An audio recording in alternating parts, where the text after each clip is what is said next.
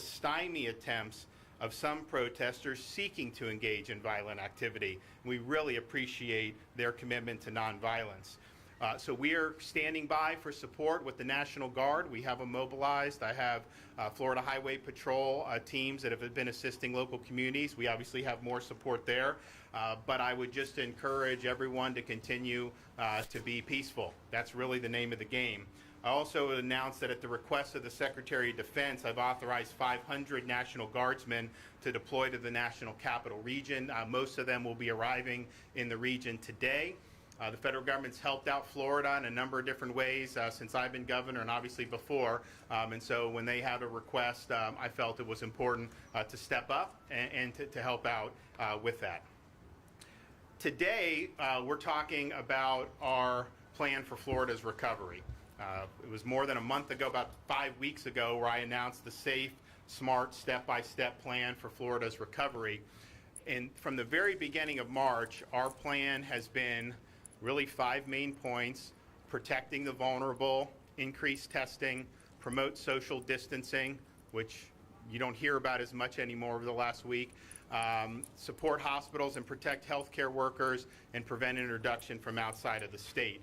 And I want to highlight number 1, because I think that's probably the most important thing that both local and state officials and federal government can do to be able to combat COVID-19. So which groups are most at risk to COVID-19? I think the data is very clear. I don't think it's always communicated very clearly in the media exactly which groups are more at risk and which groups are at very low risk. But in Florida, since the pandemic began, the number of fatalities related to COVID between ages 0 and 18 have been 0. 0 fatalities ages 0 to 18. 85% of all COVID-related fatalities have occurred in the age group 65 and older. So of all the fatalities COVID-related in Florida, only 15% of those have been in age 65 or below. There have been more COVID-related fatalities over the age of 90 than the total number of COVID fatalities that have occurred in Florida under the age of 65. And so that really shows you that the risk is 65 and up, but certainly as you get into 75, 80, 90, and then certainly if you have underlying conditions, that is where the risk is most acute. As you talk about the bulk of, say, our working age population, the risk is much lower, and the data demonstrates that, not just here in the state of Florida, not just in other states, in other countries in Europe, in Asia, and I think that that's very, very clear. So we know where the at-risk population is, and we are continuing to focus a lot of our efforts on protecting those. This is something that we did from the very beginning, because if you looked at the data from the other countries, it was obvious, South Korea, Italy, that this was, I think you had a median age, fatalities in Italy at the time was 82 years of age. And so we understood where the real risk lied with this. So we did a lot working with our long-term care facilities, requiring the visitors and the staff to be screened, temperature, ask questions about who you've been in contact with, any travel that you may have done. Eventually on March 15th, just banned visitors outright because we didn't want to run the risk of introducing the virus into the facilities. Required the wearing of masks on March 18th. Now that was when places like the World Health Organization said don't wear masks. We thought it was important to do it, and so we did it. We also, I think, of all the things you could have done one way or the other, we prohibited hospitals from discharging COVID-positive residents back into the long-term care facilities. So you have people who are positive but medically stable, and they probably don't necessarily need hospitalization, but if they're contagious and you put them back in the long-term care facility, we've seen in other states when that policy was done, it spread like wildfire and caused way more hospitalizations and way more fatalities. We also have established, well, I guess that was, that slide isn't there, but what we've understood is Okay, you don't want to put a COVID positive patient back into a nursing home, but you do have people who test positive who don't ever have symptoms that would require them necessarily to go to a hospital. We view that as problematic because of the risk of spread in those facilities. These are facilities where you could have spread very quickly. So we've worked with the Department of Agency for Healthcare Administration has worked with different facilities. So you now have in the state of Florida a number of COVID dedicated nursing facilities. So if you have a resident test positive, you don't have an ability to isolate them, you can transfer them to a COVID positive facility where they have people who are COVID positive, and the risk of spread is not the same as a normal facility. So you have them in Duval County, Escambia, Polk, Charlotte, Broward. They're working to have more of those online, but that's something that's very, very important, because allowing folks to stay in long-term care facilities, if they're not appropriately isolated, that will lead to spread going forward. Oh, there it is, COVID data. So you see kind of where we're looking at right now. That's all in place. The number of beds you see. And obviously we're looking at Miami and some of the other regions. There are some VA facilities that have offered, or some veterans nursing homes. It takes a little longer when you're working through a government bureaucracy to do that. So those are some. There's probably going to be more online coming very, very soon. But that's important to be able to protect the most vulnerable. From the very beginning, you had teams from ACA to Department of Health, inspections, assessments, support, because this is very important to protect the vulnerable. We did a mandate of wearing PPE, and a lot of these facilities, I mean, they range. Some skilled nursing facilities really have a lot of medical capacity. Some other long-term care facilities, they just don't have as much. So you're requiring them to do this, but we're also putting the money where the mouth is. And so you've delivered, the state of Florida has delivered more than 10 million masks, 1 million gloves, 500,000 face shields, and 160,000 gowns just to long-term care facilities throughout the course of the pandemic. And so that's a huge amount. In fact, we were in Central Florida with the Vice President with HHS delivering PPE. They started doing that because they saw that Florida was doing it and really leading the way. So we want to continue to do that. So protecting the vulnerable, and I would say if you look at the data, I think there's probably a pretty clear distinction between fatalities 65 and over who are in long-term care facilities versus 65 and over who are not, who are living independently. And so those really are very, very significant. And so we're going to continue to do that. We also are doing the testing. We've really stepped up testing as the supplies became more plentiful. We've really done a lot. We've tested over 1 million people in the state of Florida right now. And if you look, I think obviously New York, California, and we're pretty close to Texas, fighting for number 3. As we've done this, particularly over the last couple weeks, you're really looking at very low positivity rates compared to many other states. It's been as low as 0.62.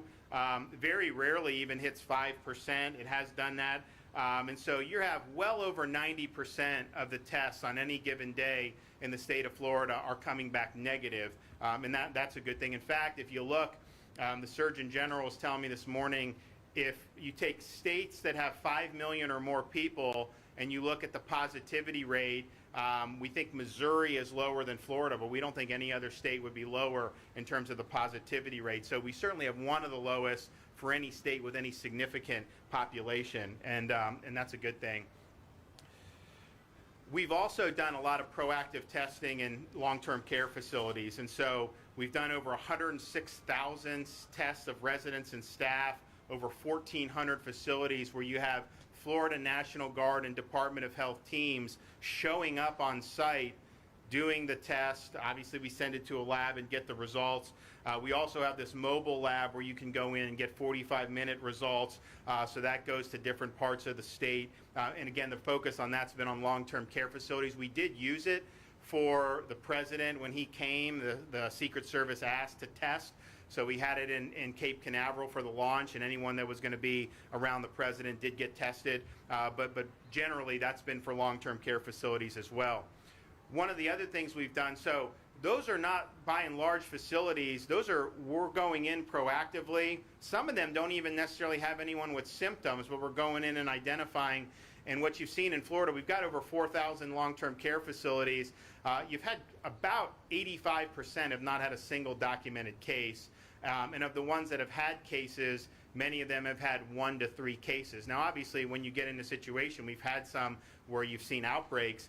That's obviously very problematic because you have a very vulnerable population. But this has been able to identify more cases, quite frankly, than if we just sat on our hands. But if you're able to identify 3 or 4 cases and then isolate that, that makes a huge difference going forward. But we also understood we had all these drive-through sites, hospitals were testing, people were testing, but we wanted to send testing into communities that may be underserved.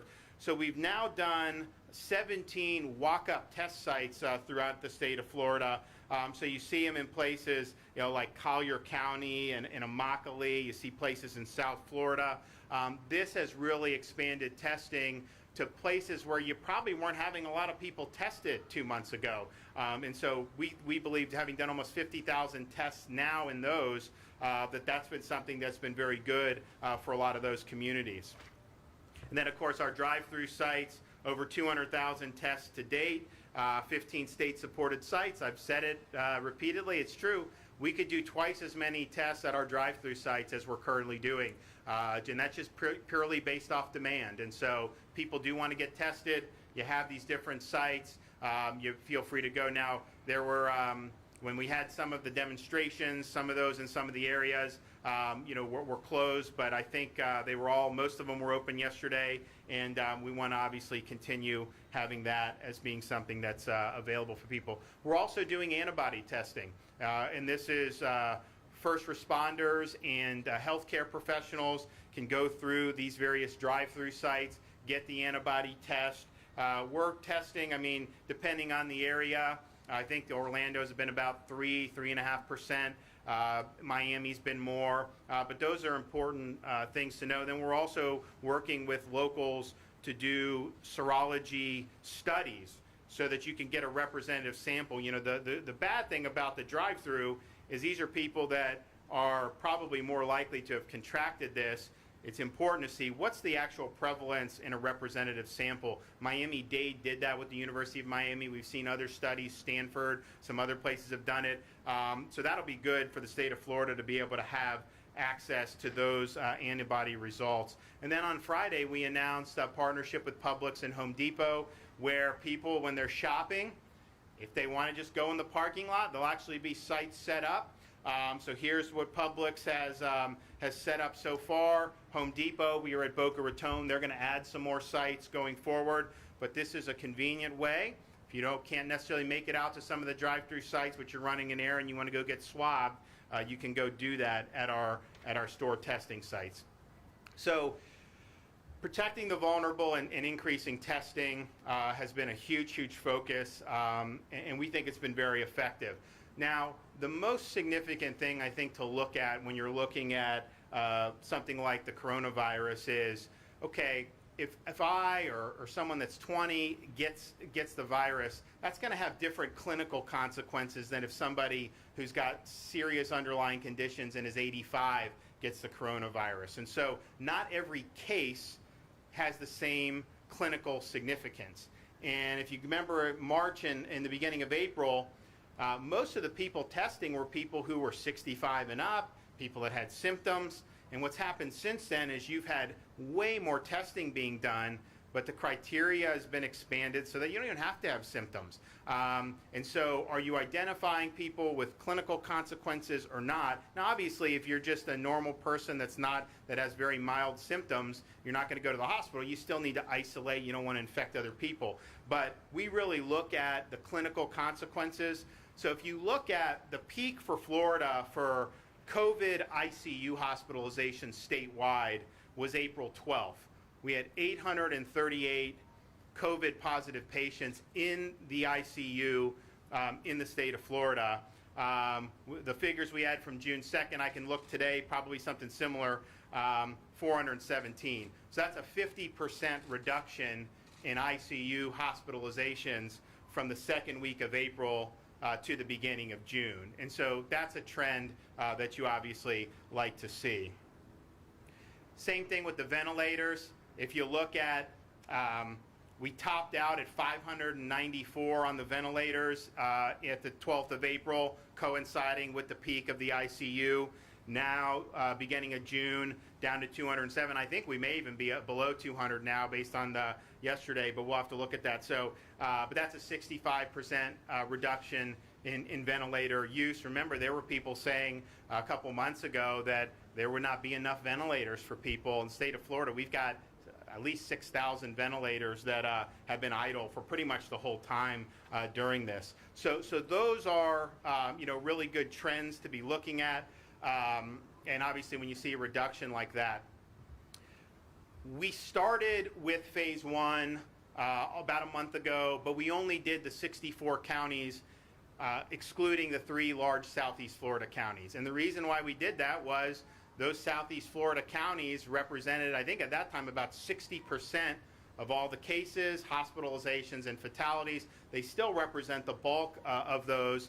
It's about 29% of the state's population in those 3 counties, but have had an inordinate amount of cases, hospitalizations, and fatalities. So the other 64 counties in the state of Florida, that's 15 plus million people that we're talking about here. And if just those counties were their own state, it'd be the 5th largest state in the nation. But we really felt when we went into phase one that those counties were ready, and I'll show some statistics why in terms of the prevalence.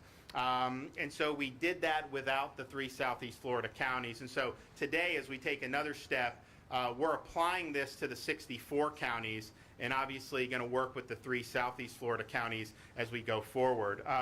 But if you look at the hospitalizations just for ICU in these counties, the 64 counties, you peaked out at 358 ICU COVID positive hospitalizations. Now, for 15 to 16 million people, that's a much lower rate than what you're seeing in a lot of these other states. But that's now down to under 200 in these. So 15, 16 million people, less than 200 in the ICU. And I think you've seen another, pretty significant decline in terms of the phase one counties. They peaked with ventilators on April 9th. And now down to 77 patients on ventilators. So that's a 70% decline. If just those 64 counties were its own state, and you did the number of cases per 100,000, which is an apple-to-apple comparison, you would look at these other states. I mean, the phase one Florida counties would be way, way below in terms of the prevalence. Pennsylvania, Michigan, and then some of these would be more than 10 times the number in terms of cases per 100,000. And so again, this is the phase 64 counties in phase one, looking at the prevalence there. And then the same thing, I think, with the fatalities per 100,000 in those phase one counties. The rate much lower than many of the other states, and obviously way lower than a place like New York. So we also look at. So this is the phase one counties, the 64 counties, and the white is the number of tests that come back, and then the blue is the number of positives. Now, obviously, you look at that, the positive results are much lower than the number of tests. So you look at like a 4-3, you have about 550 cases out of 7,400 tests. And then you look at 520. You have 500, about the same cases, 581, but that's out of 35,000 tests. So you've seen since we went into phase one, you've seen a real big increase in the number of tests that are going on in these counties. So those are the new cases, and if you look again, beginning of April, a fraction of the tests are being conducted. As we get in particularly the last 10 days, you've had 40, 50,000 test results sometimes coming in a single day for our phase one counties. And I think, there we go. So again, total tests, that's taken away from that, but clearly last few weeks, definitely an increase on that. And I think that's a result of community testing sites. I think it's a result of going to more nursing homes, continuing to do that, and we have seen cases in prisons. So if someone tests positive, then kind of everyone in that area will get tested, and you've been able to to identify more cases that way as well. The positivity rate, Florida never really had a terribly high positivity rate. You look at the phase 1 counties, the highest was 10.5%. I can tell you throughout most of this pandemic, there were states that would kill to have had a 10%. I mean, some of them were running 30, 40. I mean, New Jersey was 50% for a month. And so, we've typically been, and if you included Miami and those counties, I think we were never really over 15% in those early days. But as I mentioned, if you just did the state of Florida, anyone over 5 million, we're one of the absolute lowest. And I think you've seen, you look through April, we're typically 5%, 6%. Now, it'll go up and down depending on how many states. I mean, we had 0.6% one day because you had a big test dump. A couple days before that, it was 5.8 because you had fewer tests come in. So these things kind of go. Sometimes it's noisy, but I think the general trend, has been pretty clear. We've had a low positivity rate in the state of Florida, and that's a good thing. You also look at the COVID-like illnesses visits for original phase 1 counties. Clearly, April, end of March, early April, then we were seeing more visits. So we've seen the visits decline, and we're at a very low number overall in those phase 1 counties. You also look at influenza-like illness visits, again, much higher end of March, beginning of April than it's been, and continue to trend downward, which is great. And then going in for a cough, which is one of the symptoms for COVID-19, much higher beginning of April than it is now. So we did phase 1 for the 64 counties on at the beginning of May. Then May 18th, we brought in Southeast Florida into phase 1. And so by May 18th, we kind of had the whole state under phase 1 as part of our safe, smart, step-by-step plan for Florida's recovery. Basic stuff, I mean, limited capacity restaurants, retail, gym with social distancing, sanitation, limited capacity museum libraries, professional sports venues. We want these professional sports here. I know there's discussions to bring some of these to Orlando. We're obviously very supportive of that. We'd love to see that happening.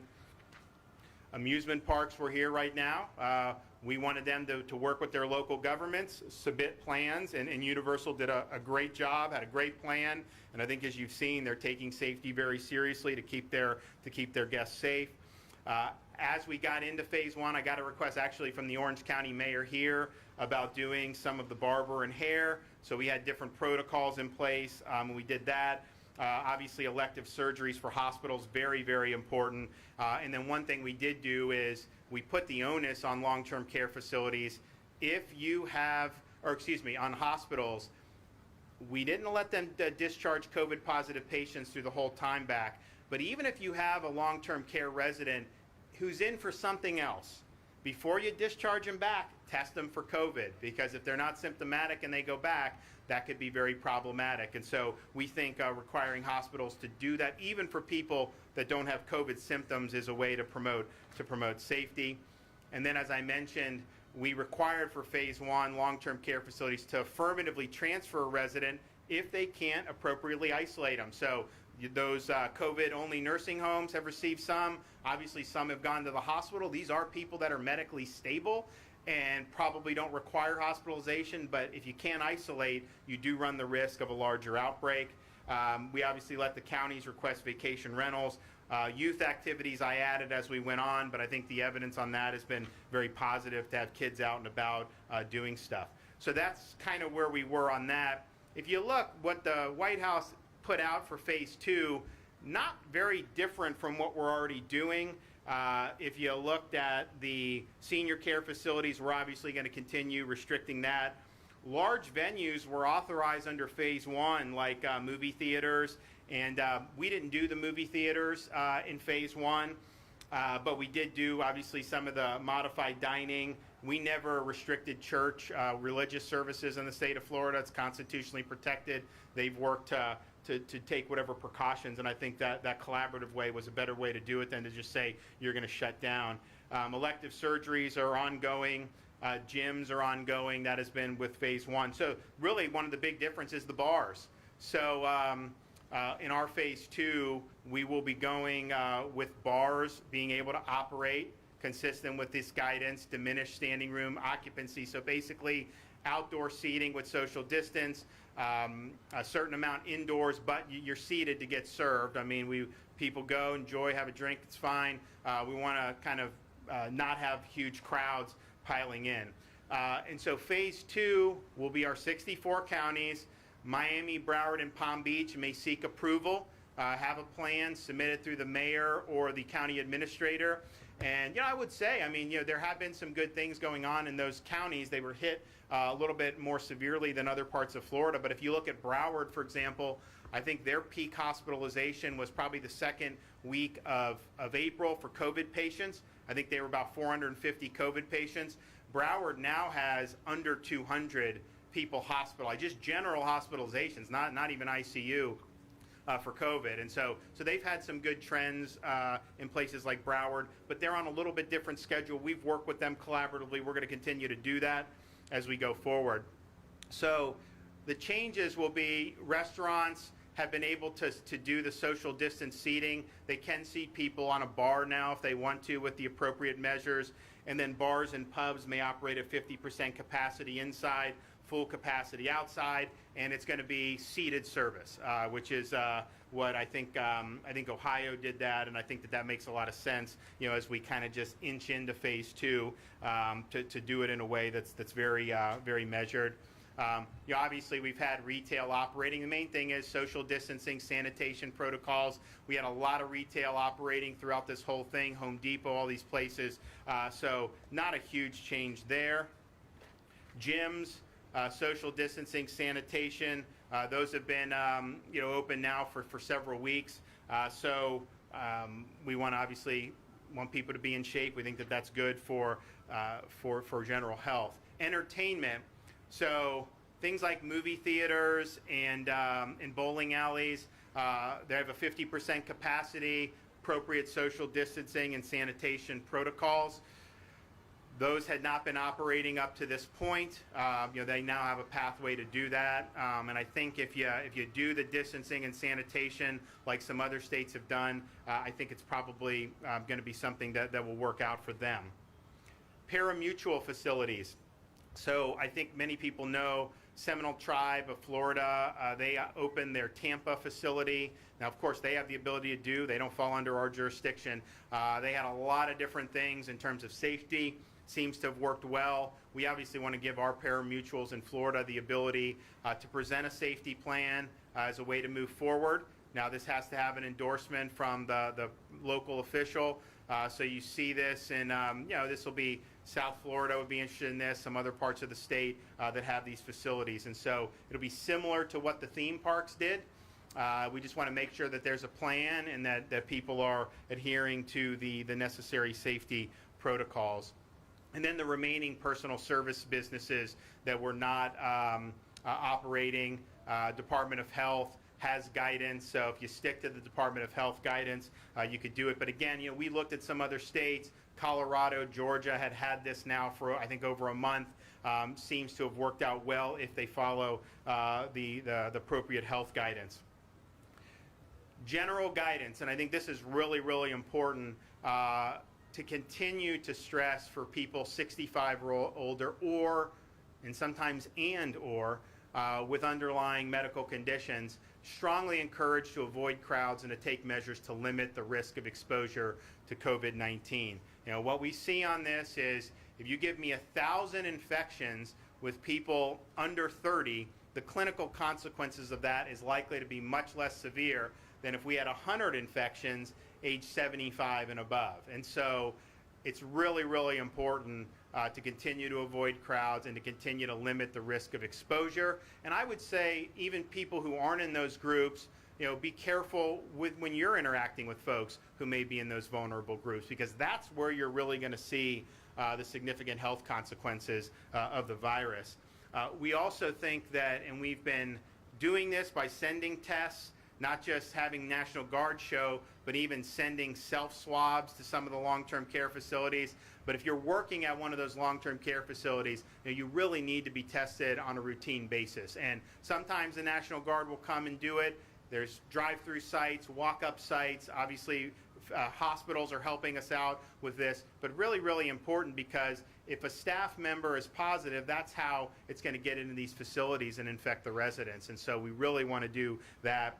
President's guidance had recommendation for groups of 50 or less, and so we're putting that guidance out as well. Now, obviously, we see throughout the country groups much, much larger than that, but this is the guidance, and so we are recommending that folks avoid.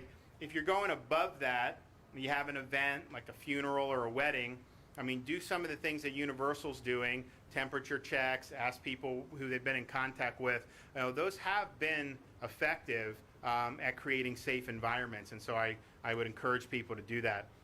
And then finally, Florida's universities develop a task force to create a framework to reopen the campuses, and they are going to present their plans on June 23rd, 2020.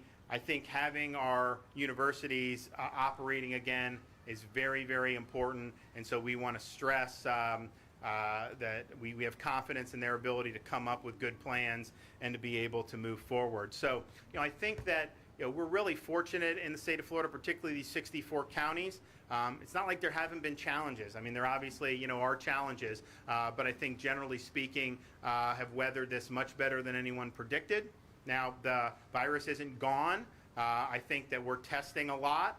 We are identifying cases, particularly in prisons, amongst agriculture workers, amongst areas where you have a lot of congregation, close quarters for a long period of time. And so we're going to continue to keep an eye on that, continue to test in those areas. But I think we have an opportunity to continue to move forward in a safe, smart, step-by-step approach.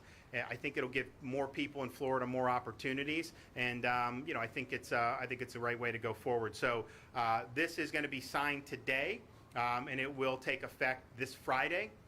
And we'll wait for we'll work with the 3 Southeast Florida counties to see how they're developing and whether they want to move into phase 2. But for now, the 64 counties moving forward to the next step. And with that, I'll take some questions. Yes, sir.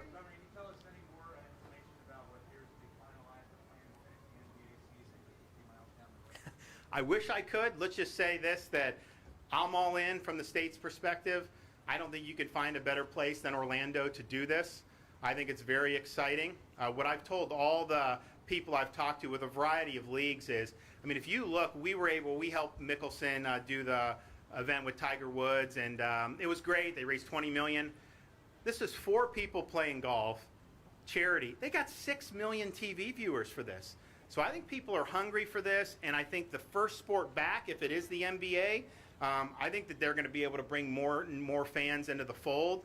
And I think here in Orlando, I think would be a great place to do it. I'd say the same for baseball. I mean, we've told baseball Florida wants to be a part. I don't know how you're going to do it, but we would love to be a part of the solution to be able to get that sport going again. Obviously, we'd love to see Major League Soccer as well. So Orlando really can be the epicenter of the comeback of professional sports, and I'm all for it. If you look, what I've tried to do on all this is, we've had things issued from state.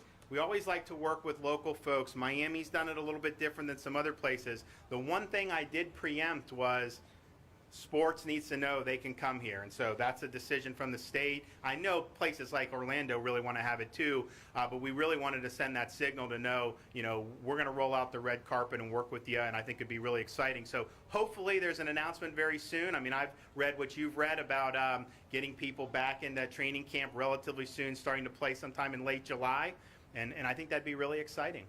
Governor.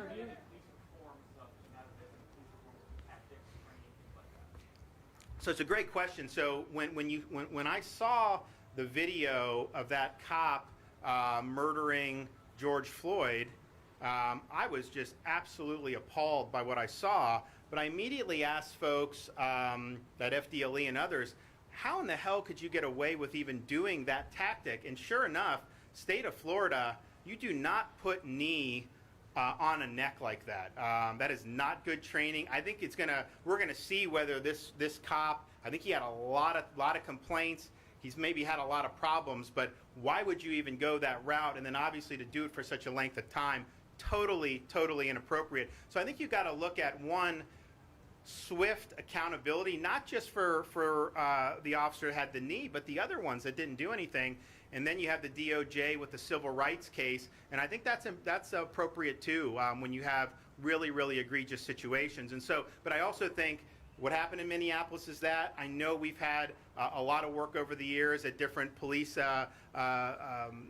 departments and sheriff's departments here in Florida. So I think you got to look at it on an individual basis. But I think everyone agrees that that's just totally intolerable what happened.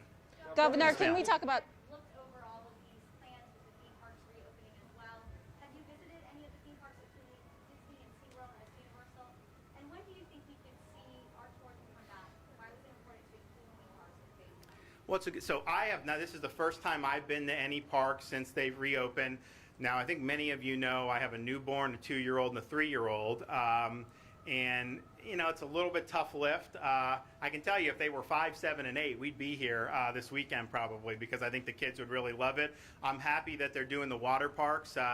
My kids aren't quite old enough for that yet, so we probably aren't going to do that. But when they do, we think that that's great. I also think it's pretty low risk if you look at the chlorine and then the outdoors, and so it's good. So we're really, we're really excited about this opening. And I can tell you this, the Panhandle.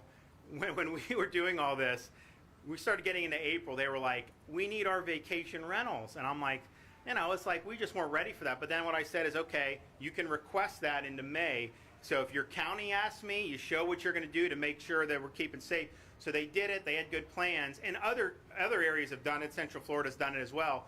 But man, I think they're at capacity like they've never seen before. So I think that when you have places like Universal that are making sure everyone's safe and taking all these things, that gives people confidence that they can come and enjoy themselves. And really, I think Florida's leading the way on that. But part of it is because you have places like Universal. It's another park down the street. I can't remember its name, but they're probably doing something similar in terms of really being forward thinking on this. And I think that that's great, and that's what we want people to see. And I would also say, throughout this whole time, you've heard different things about, oh my God, someone's on the beach, it's going to be an outbreak. Someone's doing this. If you look, not a lot of evidence of widespread outdoor transmission. So if you're outside at a theme park, if you're at a water park, some of these things, I'm not saying it's impossible, I'm not saying it can't happen, but I think we've seen more and more studies look at that and say the risk of transmission dramatically less. So in a state like Florida, we're the fishing capital of the country, the boating capital of the country, obviously our theme parks. We view those as being, recreation that's much more low risk than some other recreation that you could see that other states would offer. Governor, Yes, can we ask about the RNC? Department of Health over and over again about travelers entering the state of Florida. I know you're big on that. We're asking how many people have they followed up on? How many have they called? How many have answered the phone? How many are not answering the phone? They either won't or cannot give us numbers. And they can't. Well, I think part of it is because it's not all done at the state level. As you know, we have 67 different county health departments. It's not all done by the health departments. I mean, you actually have some law enforcement agencies that will follow up with it. So it's very decentralized. I can tell you, we have screened over 50,000 people coming from the New York City area and Louisiana. Most of it has been airplane travel into the state of Florida. Some on 95 coming down, and then some on I-10. So you have that, you do it. But I would say, and I do think just doing that has made a big difference because that deterred some people from coming. There were people I remember early on who they were followed up with. They lied, they found him on a beach, and then they went back to New York. I mean, it did happen. So it was effective, but I think it's just because it's decentralized and it's not all done through the Department of Health. You have different folks doing different things. We are also going to look at that policy going forward. I mean, I haven't made a decision yet, but I think you look around the country and quite frankly, the prevalence of this in other states has declined. And so I don't want to have restrictions just to have them. I mean, I think Louisiana has done much better. If you look at how their curve has gone, I mean, they have way fewer cases than they did. Obviously, they still have some issues, but it is not anywhere like it was 6 or 8 weeks ago. And so that's a good thing. So if we see that, then we should respond to that. Governor, can we talk about RNC right now? RNC. Yes. Okay. So my view would be, I mean, I think North Carolina approached it as saying, okay, it's a default no, and then maybe we'll see. And my view would be, it should be a default yes, and then as we get closer, you can make determinations about how you do it. But I've talked with folks at the RNC. I mean, we could potentially, we'll see what the prevalence is of the virus. I mean, you have mitigation measures like face masks. You can test. You can do all those things. So on all these things, particularly as you look months in advance, my view would be we should assume we're going to be doing those, welcome this stuff, and then as we get closer, if you need to call an audible, you can always call an audible. But I don't like how some states have said, oh, we're not going to have anyone ever in an arena until 2021. Think of how could you possibly know that that's the case? And so we would like to have it. Obviously, Orlando, just because of the hotel capacity, the arena would be an obvious place. I know Jacksonville is very much interested in having it. I've talked to the mayor of Miami-Dade. You know, I think obviously they have big events a lot. So this is almost 3 months out. I think that we probably are going to be able to pull it off. But you know what? If it gets closer and you need to call an audible, I mean, heck, he has the CDC at his disposal. He could tell us, you know, the president can tell us what needs to be done to be able to do it. But I think to just brush away a potential $100 million impact when the chance of us being able, you know, we have a good chance of being able to do it. I look around what's happened in Asia and Europe. You look at those numbers in Europe now coming out with this. I mean, they're about a month ahead of us. But I mean, man, it's really declined in Europe. And clearly it's declined in the United States from March and early April. We don't know, you know, exactly, but there haven't been second waves in any of these European countries. And so, again, you got to prepare for that. You got to be ready to tackle how it comes. But boy, I think that we should want to have things like that, and so we'll see what happens. I mean, it seems like North Carolina may have missed its chance. I know they're looking. I know there's other states that are interested in having it, but I think it would be good for us here in the state of Florida, and that's not from a partisan perspective.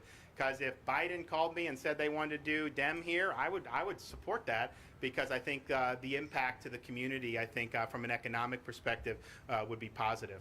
Governor, can we talk about unemployment?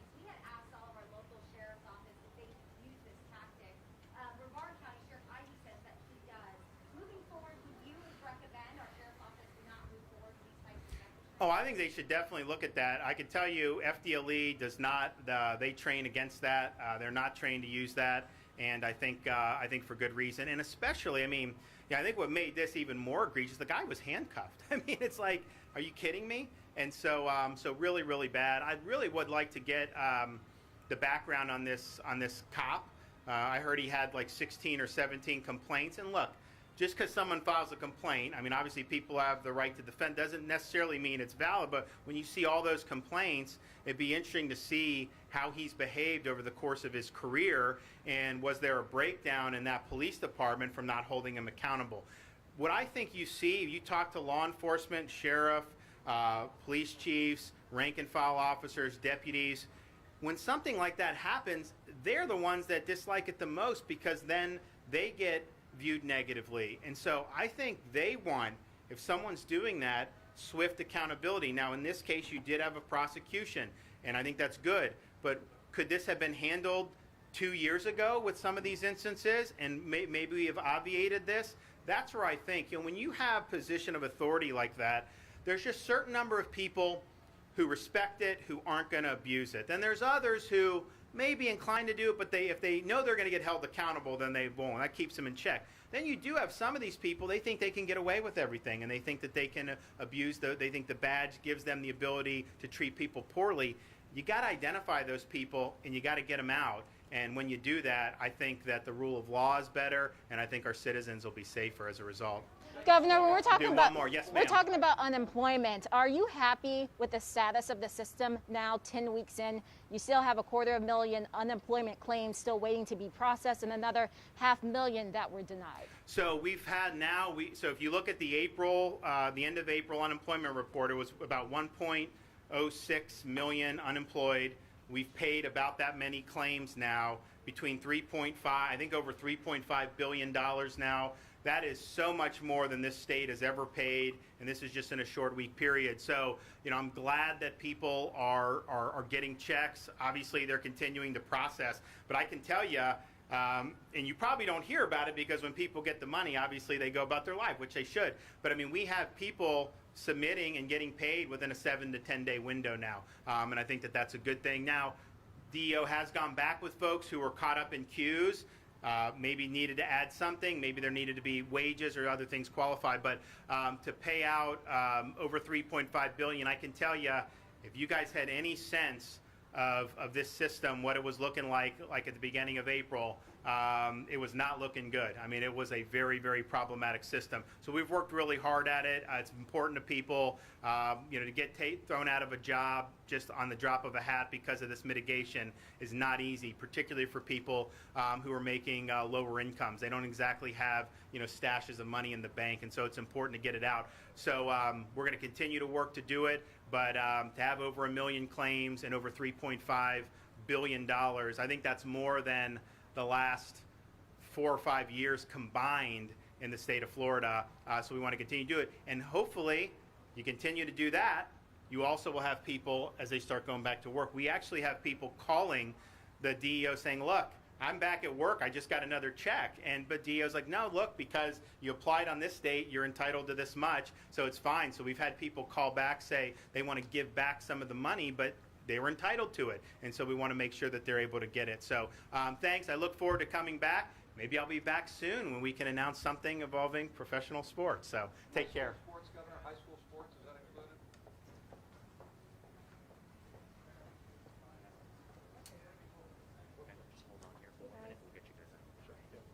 Do you know if we're going to be able to shoot some quick stand-ups? Thank you. So just sit tight. Hey, Caleb, just sit tight. We're going to take everybody out row by row, okay? Okay. Sarah, just sit tight. I'll get back to you. Okay, thank you. I appreciate updates.